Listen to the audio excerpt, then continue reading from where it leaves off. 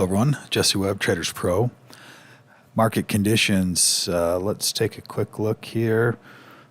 Mildly bullish in a bull market. We saw a nice move yesterday, and we'll talk a little bit more about that range that we're in right now.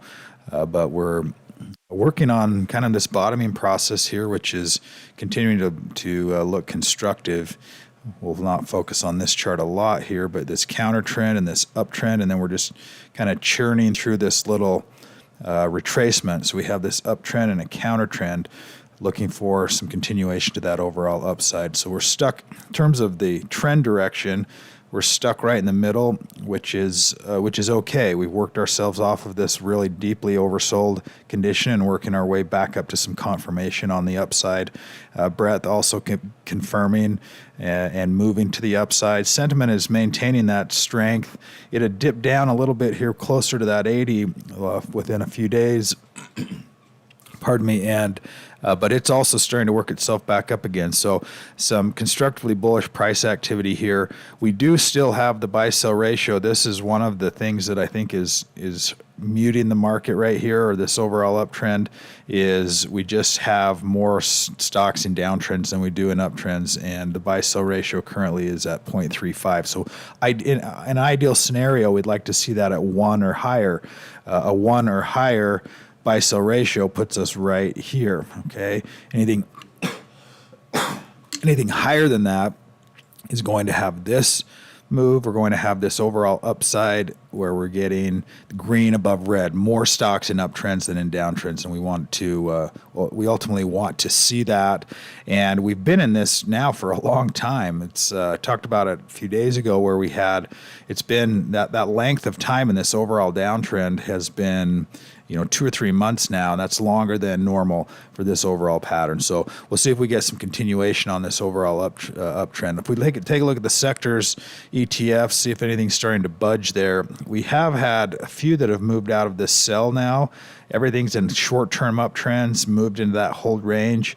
So we are getting some momentum to the upside. That's what we want to see. Two of the biggest talking points in the last few weeks and months is bonds, number one. So if we take a quick look at bonds, we know that those are in a pretty nasty downtrend and still in that down momentum range. This swing low and this swing high, when those are snapping together this way, we get our momentum range this direction. Just like on a bullish uptrend, we're getting our momentum range above the 236 in that upside. So bonds are obviously still in a downtrend, and now they're kind of working. They were deeply oversold, working their way back to that 236 range. But they certainly have some work to do. If we can get a rally in bonds, a rally in bonds means interest rates are coming back down. Markets want to see interest rates stable to lower. If that happens, I think we'll see equities continue to rise. That's certainly a talking point that is happening right now and kind of across the board. S&P 500, let's look at that. This is the range we've been talking about here. We're now back up above this area. So this is measuring the swing high, swing low point of the current trend. Back down into that 50% to 618 zone. This is a really high probability demand zone after a 3-part counter trend, and you start to get some support. Now we've actually bumped up above that zone, and we're now stair-stepping the other direction. Let me change this so we can see that just a little bit better.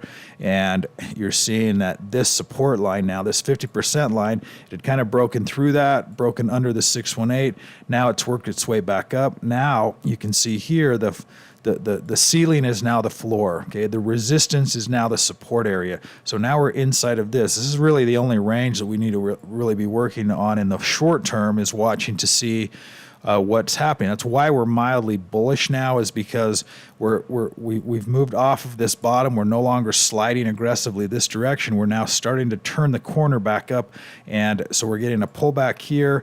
So watch this price activity here. If we can bump up above that 438 on SPY, that becomes another stair step, another step in the ladder where we can get up above it, and then we can retest it. Now that becomes the floor, and then we move up and we break up above the next one. And that's ultimately what we want to see in a constructive bullish move.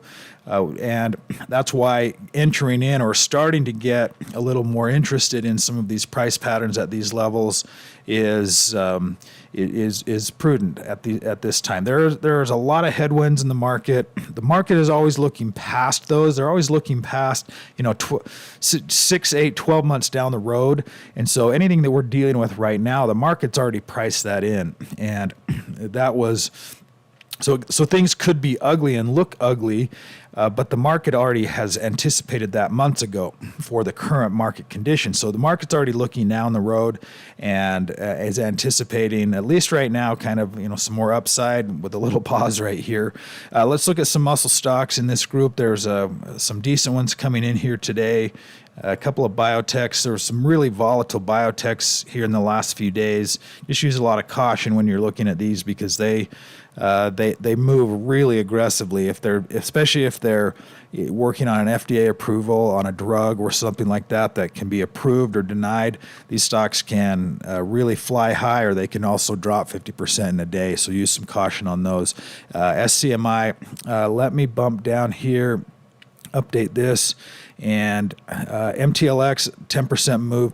SMCI, this is a semiconductor, a chip stock, really good fundamentals, moving back up into that buy zone, very close to that momentum upward zone, and it's had a really big run this last year, 400% in the last year, just 255% this year alone. So it's really a high-flying stock, chip stock. It's going to be in that NVIDIA type world where they're dealing with AI and all of the computational power that's going to need. So SMCI, it's a muscle stock as well.